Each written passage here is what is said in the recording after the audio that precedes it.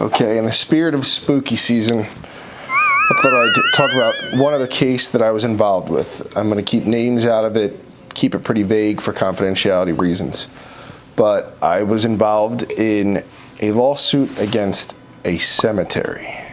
And it all started when families that were visiting the cemetery started to notice that the graves of their loved ones seemed disturbed. In some cases, there was fresh dirt. In other cases, the flowers that were there had been ripped up. In other cases, new flowers had been planted.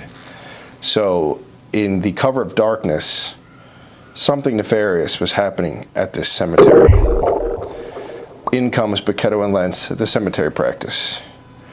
We performed exhaustive investigations, hired private investigators to find out what's really happening at this cemetery in the cover of darkness.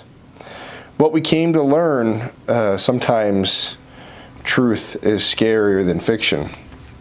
What we came to learn is there were allegations that this cemetery was opening up graves of existing buried loved ones and placing new bodies in with the existing body.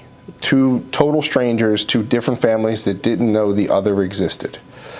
And in some cases, they were creating essentially makeshift mass burials. And we had many clients in the matter that were harmed by the cemetery.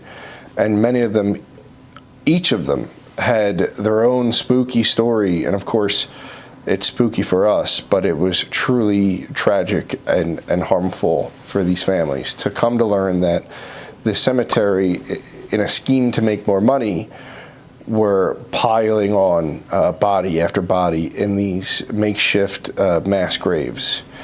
And there were even allegations that to make these bodies fit, they were crushing the bodies and breaking the coffins and doing just really, really inhumane stuff. So it's all to say that the Bochetto&Lentz cemetery practice is alive and well, unlike the clients. But there are a lot of stories coming out of that, and it doesn't look like a thriller music video all the time. It gets a little bit more legal and formal, but it's out there. And if any of you have been harmed, or you show up at the cemetery and it looks like someone's been, acting up in the cover of darkness, it might not be a ghost. It might be a negligent cemetery manager, and you should give us a call.